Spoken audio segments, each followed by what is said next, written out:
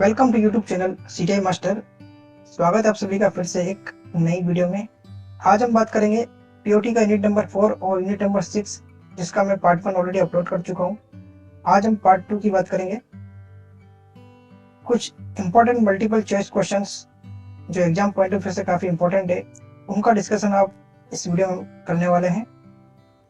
Part 1 में already upload कर चुका हूँ, जिसमें मैंने लेसन प्लान, डेमो प्लान कैसे बनाया जाता है, written instructional material, teaching material, learning material क्या होते हैं, तमाम important topics unit number 4, unit number 6 से मैंने कल पार्ट 1 में डिस्कस किए थे, जो एग्जाम पॉइंट ऑफ व्यू से काफी इंपॉर्टेंट है, प्रैक्टिकल के लिए भी और थ्योरी के लिए भी। अगर पार्ट 1 नहीं देखा हो तो प्लेलिस्ट में जाके पार्ट 1 देख सकते हो। आइए स्टार्ट करते हैं यूनिट नंबर 4 और यूनिट नंबर 6 का। यूनिट नंबर 4 है planning for instruction and skill practice. Unit number 6 है रिटन इंस्ट्रक्शनल मटेरियल। ठीक है, तो क्वेश्चन नंबर 1 की हम बात करते हैं। ये जो लेक्चर सीरीज हमने स्टार्ट की थी, क्रैश कोर्स है ये पीओटी का, जैसे हम कोशिश करेंगे कि जून की एंड तक आपको पूरा करवा दिया जाए, ताकि जुलाई में आप प्रैक्टिस करो और अगस्त के अंदर आपका एग्जाम है।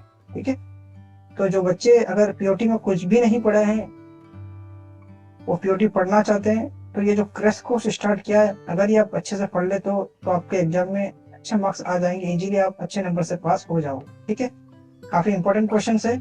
इसकी पीडीएफ आपको अवेलेबल करा दी जाएगी। इसकी पीडीएफ कैसे आपको मिलेगी ये अभी लास्ट में वीडियो में बताऊंगा। हमारा टेलीग्राम चैनल है सीटीआई मास्टर, वहां पे ज्वाइन हो जाओ, वहां पे आपको सारी अपडेट मिलती रहती। तो क्वेश्चन नंबर 1 है, pre and post job check sheets can be used to. Job sheet की बात हुई है। ठीक है, कल ही हमने बात की थी कि रिटन इंस्ट्रक्शनल मटेरियल दो टाइप के होते हैं। ठीक है, एक होता है हमारा टीचिंग मटेरियल, एक होता है लर्निंग मटेरियल। टीचिंग मटेरियल में आता है lesson plan, demo plan. Learning material के अंदर जितनी भी शीट्स है, जैसे information sheet, operation sheet, assignment sheet, job sheet. तो कल हमने डिस्कस की थी जॉब शीट दो टाइप की होती है, एक होती है प्री जॉब शीट, एक होती है फाइनल जॉब शीट। तो प्री और फाइनल जॉब शीट जो है उसका क्या यूज होता है, ठीक है, क्यों उपयोग की जाती है प्री और फाइनल जॉब चेक शीट। ठीक है, प्री और पोस्ट जॉब चेक शीट का उपयोग किया जा सकता है। तो ऑप्शन नंबर 1 क्या है इसका, get started in the day and access the quality of work done. दिन में प्रारंभ करें और किए गए कार्य की गुणवत्ता का आकलन करें। ऑप्शन नंबर बी है measure time spent at each task. प्रत्येक कार्य में बिताए गए समय को मापे। ये ऑप्शन नंबर सी है। Calculate the cost of labour. श्रम की लागत की गणना करें। ऑप्शन नंबर डी है assign work to them. Team को कार्य सौंपे। तो प्री जॉब शीट और पोस्ट जॉब चेक शीट जो होती है, ऑप्शन नंबर ए, दिन में प्रारंभ करें और किए गए कार्य की गुणवत्ता का आकलन करें। ठीक है, मतलब जॉब स्टार्ट करने से पहले आपको चेक करना है, उसके बाद जब फिनिश हो जाए तो उसके बाद भी आपको क्या करना है, चेक करना है। तो ये ऑप्शन नंबर ए इसका करेक्ट आंसर हो जाएगा। नेक्स्ट क्वेश्चन की हम बात करते हैं, which classroom arrangement is most effective when class need group works. ठीक है, जब ग्रुप वर्क के अंदर काम करना हो तो क्लास के अंदर कौन सा मेथड सबसे ज्यादा इफेक्टिव होगा, सिटिंग अरेंजमेंट। ठीक है, तो ऑप्शन नंबर है सी शेप, सी के आकार का राउंड टेबल, गोल मैच के अंदर बैठ सकते हैं। सी है क्लस्टर, डी है रो एंड कॉलम। अब ग्रुप वर्क की अगर बात की है तो ग्रुप वर्क में क्या हो जाएगा, क्लस्टर, समूह के अंदर आपको बैठकर अरेंजमेंट करना होगा, वो सबसे ज्यादा इफेक्टिव रहेगा। ठीक है, नेक्स्ट क्वेश्चन की हम बात करते हैं, what is the correct sequence of questioning. Questioning का क्वेश्चन आया ये कि एक इंस्ट्रक्टर को, एक टीचर को क्लास के अंदर क्वेश्चन कैसे पूछना चाहिए। ठीक है, क्वेश्चनिंग करने का क्या तरीका होता है, उसमें से ये क्वेश्चन आया है, इंपॉर्टेंट क्वेश्चन है। देखिए ऑप्शन नंबर 1 है ask, pause, call, listen, receive, repeat. B है ask, call, pause, listen, receive, repeat. Ask, pause, call, receive, listen, repeat. Option number D है ask, pause, call, listen, repeat, receive. मतलब ask का मतलब पूछना, pause का मतलब रुकना, फिर बुलाए, सुने, ग्रहण करे, दोहराए। तो इसका करेक्ट आंसर होगा ऑप्शन नंबर ए। क्वेश्चन करने का जो स्टेप बाय स्टेप तरीका होता है वो ऑप्शन नंबर ए, जैसे फर्स्ट होता है आस्क, मतलब एक टीचर को अगर क्वेश्चन पूछना है तो सबसे पहले उसे एक क्वेश्चन पूछना चाहिए, जो से ट्रेनिज से। उसके बाद उन्हें रुके मतलब उन्हें टाइम देना है, पॉज मतलब उन्हें टाइम देना सोचने के लिए, क्वेश्चन पूछने के बाद बच्चों को सोचने के लिए क्या करना है, टाइम देना है। उसके बाद कॉल यानी आप बच्चे का नाम लेकर किसी भी बच्चे से आप पूछ सकते हो कि इसका आंसर बताइए आप, ठीक है। उसके बाद उनको सुनना है, आंसर सुनने के बाद क्या करना है, रिसीव मतलब जो उस बच्चे ने जो आंसर दिया है उसको सुनकर उसकी व्याख्या करनी है कि यह सही है या गलत है, या फिर वो क्वेश्चन किसी और बच्चे को ट्रांसफर करना है और उनसे भी पूछना है कि ये जो आंसर बता रहे हैं या सही है या गलत है, ठीक है।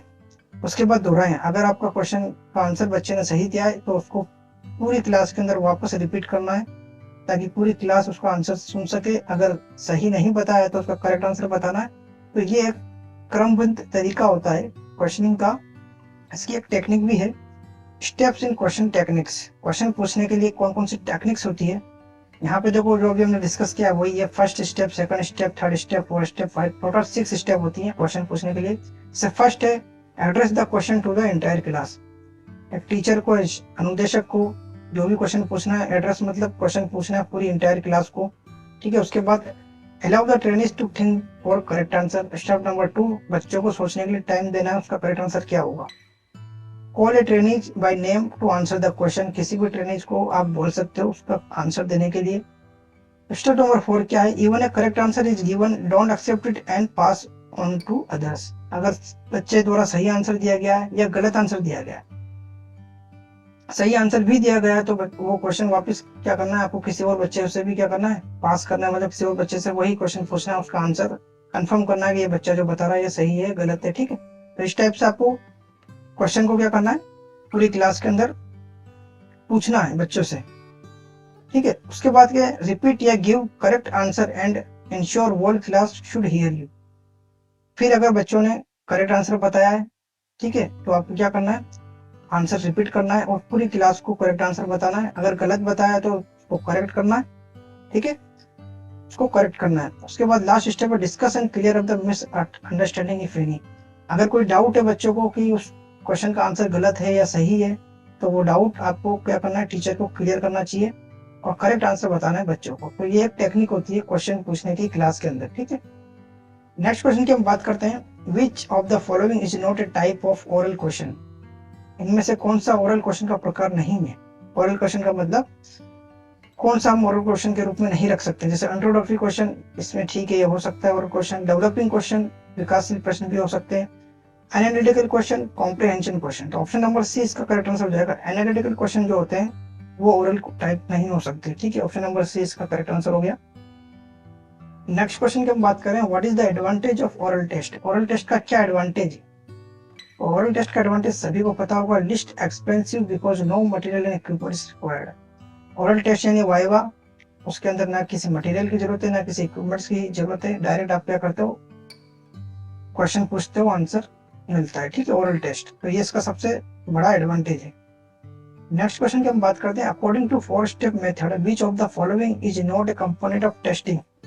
4 स्टेप मेथड कल हमने डिस्कस किया था पार्ट 1 वीडियो के अंदर, काफी इंपॉर्टेंट है, लेसन प्लान डेमो प्लान के अंदर हम यूज करते हैं। 4 स्टेप मेथड जो होता है, फर्स्ट हमारा होता है प्रिपरेशन, सेकंड स्टेप होता है हमारा प्रेजेंटेशन, थर्ड स्टेप होता है हमारा एप्लीकेशन और फोर्थ स्टेप होता है हमारा टेस्ट। तो ये 4 स्टेप मेथड होता है। इसके अंदर क्वेश्चन है क्या पूछा है, which is not the component of testing, मतलब कौन टेस्ट का कंपोनेंट नहीं है, मतलब टेस्ट के अंदर कौन कौन से टास्क आते हैं। तो फर्स्ट ऑप्शन है टेल पर्सनल एक्सपीरियंस, सेकंड है डेवलप डिस्कशन, थर्ड है give oral test trainee performance. तो ऑप्शन नंबर ए इसका करेक्ट आंसर होगा टेल पर्सनल एक्सपीरियंस। ये टेस्ट में नहीं आता है। डेवलपिंग डिस्कशन ये होता है, develop discussion give oral test होता है, टेस्ट ट्रेनी परफॉर्मेंस भी होता है, ठीक है। तो ऑप्शन नंबर ए इसका करेक्ट आंसर हो जाएगा। इंपॉर्टेंट क्वेश्चन है एग्जाम पॉइंट ऑफ व्यू से। नेक्स्ट क्वेश्चन है subjective performance does not measure, मतलब जो सब्जेक्टिव टेस्ट अगर आप लेते हो तो वो क्या मेजर नहीं करता है, ठीक है। सब्जेक्टिव टेस्ट मतलब आप क्वेश्चन दे रहे हो, बच्चा उसका प्रॉपर आंसर लिख रहा है, एमसीक्यू टाइप नहीं है, ठीक है। तो ऑप्शन नंबर 1 है ओपिनियन या राय। ओपिनियन या राय, बच्चा अपना आंसर देता है तो उसके अंदर उसका ओपिनियन या राय दिखती है, फीलिंग्स उसकी भावना भी होती है, जनरल इंप्रेशन भी होता है। लक्ष्यों का रिकॉर्ड नहीं होता, तो ऑप्शन नंबर डी इसका करेक्ट आंसर हो जाएगा। सब्जेक्टिव परफॉर्मेंस जो है वो रिकॉर्ड ऑफ गोल्स को मेजर नहीं कर सकता, ऑप्शन नंबर डी इसका करेक्ट आंसर होगा। नेक्स्ट क्वेश्चन है, which of the following teaching method needs step by step visualisation of conceptual ideas. मतलब कॉन्सेप्चुअल आइडियाज का विजुअलाइजेशन करने के लिए कौन सा मेथड यूज किया जाता है, मतलब ठीक है, मतलब वैचारिक विचारों को चरण चरण दृश्य की आवश्यकता है, वो कौन सी शिक्षण पद्धति है जिसके अंदर आपके जो आइडियाज है या आपके जो कॉन्सेप्ट है उसको किसी फिल्म या किसी एनिमेशन के द्वारा दिखाया जाता हो, तो उसको बोलते हैं स्टोरी बोर्डिंग। स्टोरी बोर्डिंग इसका करेक्ट आंसर होगा। स्टोरी बोर्डिंग क्या होता है, देखिए रेखा चित्रों अथवा चित्रों की एक श्रृंखला होती है जिसका उद्देश्य किसी फिल्म, एनिमेशन, गति चित्र अथवा संवादात्मक मीडिया जैसे वेबसाइट का पूर्वावलोकन करना होता है। ठीक है, तो ऑप्शन नंबर बी इसका करेक्ट आंसर हो जाएगा। नेक्स्ट क्वेश्चन की हम बात करते हैं, while developing demonstration plan the teaching aid which is not used for demonstration। ठीक है, कौन सा टीचिंग एड है जो डेमोन्स्ट्रेशन के लिए यूज नहीं किया जाता है। फर्स्ट मॉडल यूज किया जाता है, ब्लैक बोर्ड भी यूज किया जाता है, ग्राफ भी यूज किया जाता है, प्रोजेक्टर, ये इसका करेक्ट आंसर होगा option number D projector. Next question है, the correct use of engineering drawing involve work related to. ठीक है, तो इंजीनियरिंग ड्राइंग के लिए कौन सा वर्क इन्वॉल्व है, design of figure, drawing object, study of figure,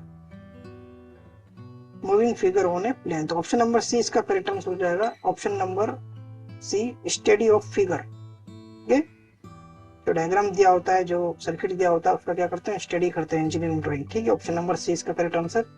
next question है, which among the following is not related to 5:1 ratio theory and practice. 5:1 ratio theory जो थी वो क्या होती है, 5:1 थ्योरी जो होती है वो जो है, आप नाम याद रखना, जॉन गोटमन नामक वैज्ञानिक जो हुए थे, जॉन गोटमन, उन्होंने एक एक्सपेरिमेंट किया था मैरिड कपल पर 1970 में। ठीक है, 1970 के अंदर जॉन गोटमन के द्वारा मैरिड कपल पर क्या किया गया था, एक एक्सपेरिमेंट किया गया। तो उन्होंने पाया कि 5 मैरिड कपल से पूछने पर उन्होंने क्या बताया, हेल्दी रिलेशनशिप बताया, लेकिन उनमें से हो सकता है छठा क्या बताए, अनहेल्दी रिलेशनशिप बताए। तो 5:1 का मतलब ये है 5 पॉजिटिव थिंग्स 1 नेगेटिव।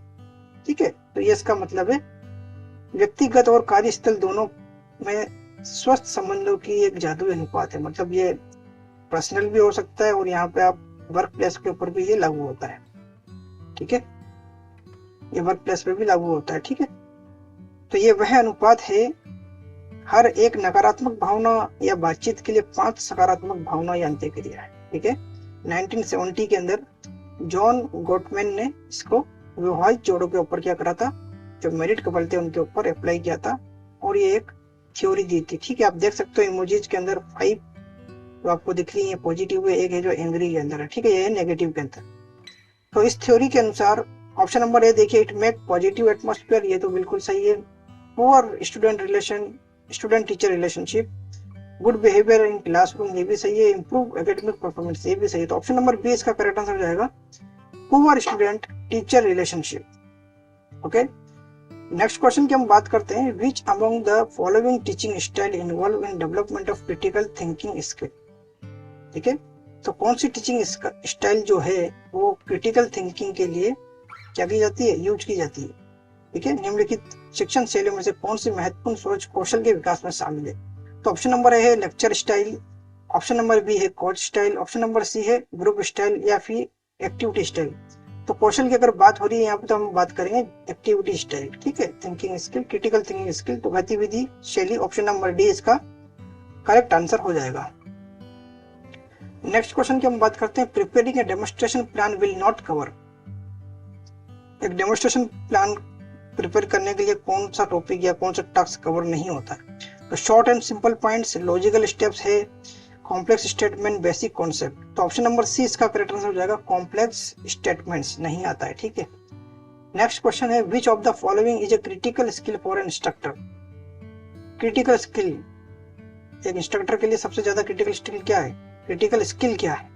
ठीक है, तो फर्स्ट है प्लानिंग, सेकंड है सिंपैथी, इमोशनल इंटेलिजेंस, कंसर्न। तो ऑप्शन नंबर ए इसका करेक्ट आंसर हो जाएगा प्लानिंग। प्लानिंग सबसे ज्यादा क्रिटिकल स्किल होती है एक टीचर के लिए।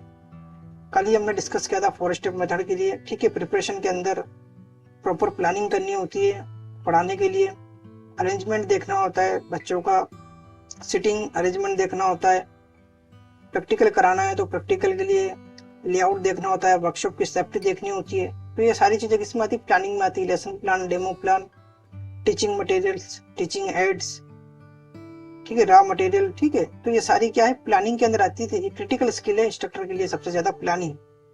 नेक्स्ट क्वेश्चन की हम बात करते हैं। Teacher begins a class by asking few questions about them, their interest, their surrounding, etc. What is the reason for doing this? मतलब एक टीचर क्लास स्टार्ट करने से पहले कुछ क्वेश्चन पूछता है जो बच्चों के इंटरेस्ट से रिलेटेड हो, उनके सराउंडिंग से रिलेटेड हो। तो टीचर क्या जानना चाहता है इससे? तो ऑप्शन नंबर 1 है the teacher wants to make the students comfortable before starting topic.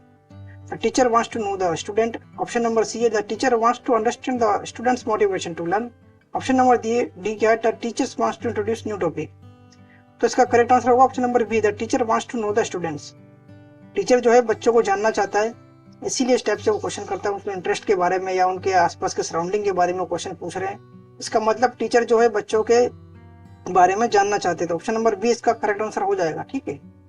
Next question है what is the 4 step method of instruction used for. 4 step method कहाँ यूज किया जाता है? कल ही हमने डिस्कस किया था, टीचिंग या delivery techniques. Option number A इसका करेक्ट आंसर होगा, टीचिंग या डिलीवरी।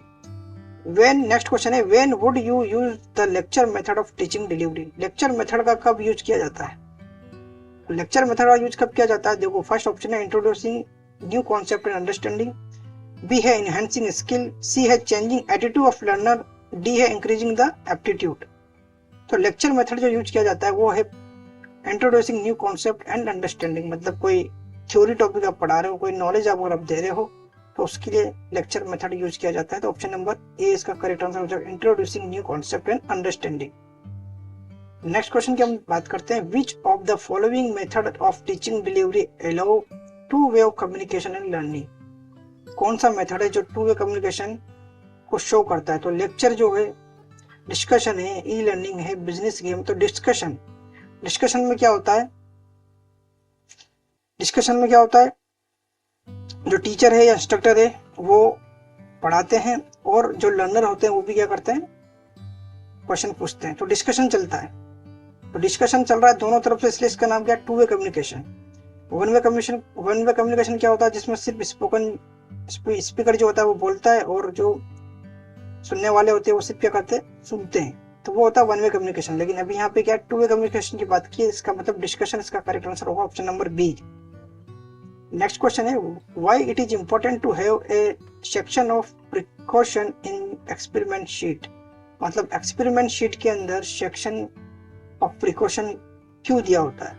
ठीक है, एक्सपेरिमेंट शीट के अंदर प्रिकॉशन देने का क्या रीजन है? प्रिकॉशन क्यों लिखी जाती है एक्सपेरिमेंट शीट के अंदर? तो फर्स्ट ऑप्शन है टू वार्न ए लर्नर को वार्न करने के लिए, to define a set of critical learning, to list possible reason of failure. तो ऑप्शन नंबर सी इसका करेक्ट आंसर हो जाएगा, बच्चों को ये बताने के लिए कि जो प्रैक्टिकल कर रहे हो आप उसके अंदर क्या क्या पॉसिबल रीजंस हो सकते हैं फेल होने के। ठीक है, तो ऑप्शन नंबर सी इसका करेक्ट आंसर हो जाएगा। इसीलिए एक्सपेरिमेंट शीट के अंदर प्रिकॉशन का ऑप्शन दिया होता है। Thank you. आई होप साथियों वीडियो आपको पसंद आया होगा। अगर चैनल पर नए हो तो चैनल को सब्सक्राइब करो, वीडियो को लाइक करो, अपने दोस्तों के साथ ज्यादा से ज्यादा शेयर करो, बेल आइकन दबा लो ताकि आने वाली वीडियो का अपडेट आपको मिलता रहे। ये जो लेक्चर सीरीज है CITS वाले बच्चों के लिए काफी इंपॉर्टेंट लेक्चर सीरीज है। हम कोशिश करेंगे कि जून के एंड तक आपको ये फिनिश करा दें। उसके बाद अपने आप प्रैक्टिस करोगे, उसके बाद हम मॉडल क्वेश्चन पेपर भी करवाएंगे। अगर इसका PDF परचेज करना चाहते हो तो दिए गए नंबर पे आपको इसकी मिनिमम रेट है 10 रुपीज। फोन पे या गूगल पे करके आपको स्क्रीनशॉट सेंड करना है और इसका PDF आपको सेंड कर दिया जाएगा विद आंसर की। यूनिट नंबर 1 से लेकर यूनिट नंबर 3 तक ऑलरेडी मैं POT की इंपॉर्टेंट क्वेश्चंस डिस्कस कर चुका हूं और उनके साथ उनका थ्योरी टॉपिक भी हमने डिस्कस किया है। मतलब MCQ के साथ में हमने थ्योरी भी डिस्कस की है। इससे क्या बेनिफिट होगा? एक तो आपको क्वेश्चन याद करने में इजी रहेगा और उस क्वेश्चन से रिलेटेड और भी क्वेश्चन अगर एग्जाम में बनते हैं तो आप इजीली उसका आंसर दे पाओगे। तो अगर वीडियो नहीं देखी हो तो प्लेलिस्ट में जाके वीडियो यूनिट नंबर 1 से लेकर यूनिट नंबर 3 तक वीडियोस देखिए, प्रैक्टिस कीजिए ताकि एग्जाम में आप अच्छा स्कोर कर सकें। ओके साथियों, फिर मुलाकात होगी नेक्स्ट क्लास में। तब तक के लिए बाय। जय हिंद, जय भारत।